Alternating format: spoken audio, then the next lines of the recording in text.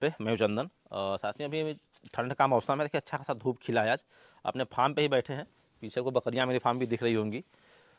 तो आज की वीडियो में हम लोग बात करेंगे कि बकरियों के चारे का प्रबंधन कैसे करें, जिससे कि आप बहुत ही कम खर्चे में बकरियों को पाल पाएँ और आपका जो है कि प्रॉफिट अच्छा हो सके। बकरी पालन में देखिए प्रॉफिट बनाने का यही तरीका है। आप जितने ही कम से कम खर्चे में बकरी को तैयार कर पाएंगे, कम से कम खर्चे में बकरी को संतुलित आहार खिला पाएंगे, उतना ही आपका प्रॉफिट का मार्जिन बढ़ेगा। देखिए, तो आज हम 100 बकरियों के जो है कि चारे के प्रबंधन की बात करेंगे कि 100 बकरियों को क्या खिलाएं आप, जिससे कि जो है कि उनका अच्छा खासा ग्रोथ हो, आपका खर्च भी कम आए और प्रॉफिट अच्छा खासा हो। तो देखिए, ये चारे का प्रबंधन बेसिकली डिपेंड करता है कि आप कौन से एरिया में हैं और आपके एरिया में कौन सा चारा उपलब्ध है। चूँकि हमारा मिर्ज़ापुर ज़िला है, उत्तर प्रदेश का पूर्वांचल है ये, इसी वजह से नाम रखे हैं पूर्वांचल गोट फार्म। तो हम मिर्ज़ापुर के आसपास हमारे जो मिलता है हम उसके बारे में बात करें। यदि हम देखिए, सब लोग हरी पत्ती खिलाते हैं, ग्वार का नीरा खिलाते हैं। यदि हमको ये सब खिलाना होगा तो हमको राजस्थान से मंगाना होगा। यदि राजस्थान से हम ग्वार का नीरा या हरी पत्ती मंगा के खिलाएंगे तो लगभग 35 रुपये केजी पड़ेगा हमको। यदि हम 35 रुपये केजी का हरी पत्ती वहाँ से मंगा के खिलाएंगे तो उससे कम खर्चे में हम यहाँ पे दाना खिला सकते हैं। तो क्या मतलब है हमको खिलाने का, तो हमारे आसपास क्या उपलब्ध है, कौन सा चारा सस्ते रेट में अच्छे से उपलब्ध हो जाएगा, उसके बारे में डिस्कस करेंगे हम। तो हम इसमें बताते हैं आपको 100 बकरियों के चारे का प्रबंधन कैसे करें आप।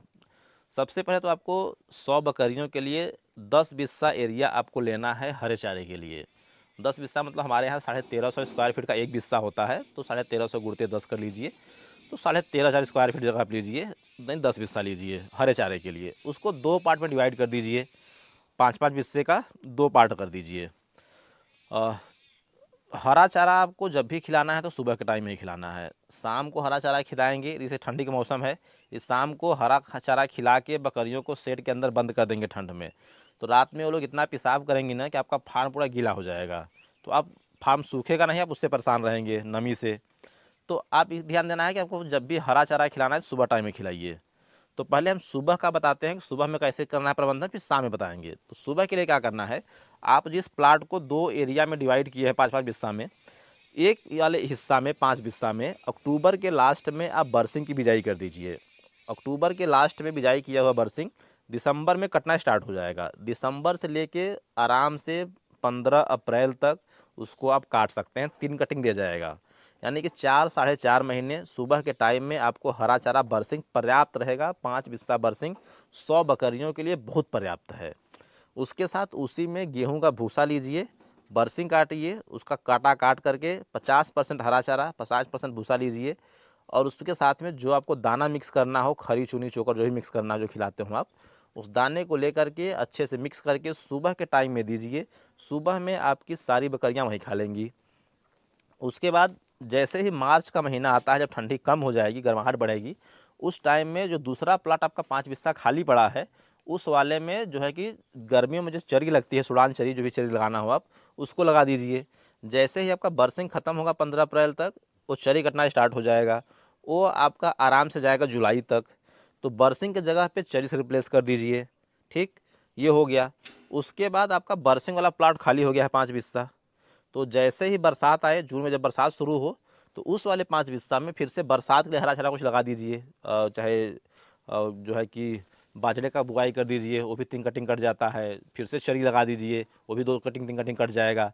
तो आराम से जब तक आपका दूसरा चरी खत्म होगा, गर्मी वाला बरसात वाला तैयार हो जाएगा, तो वो आराम से आपका सितंबर अक्टूबर तक चला जाएगा। जैसे अक्टूबर आएगा फिर आपका बरसिंग तैयार हो जाएगा।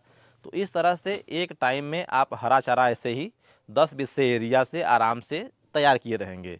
या तो फिर यदि आपको बैकअप में रखना है तो 1-2 बिस्से के एरिया में नेपियर लगा दीजिए। यदि कभी कोई चरी तैयार होने में लेट हुआ तो उस बीच में आप नेपियर को काट करके उसको कवर कर ले जाएंगे।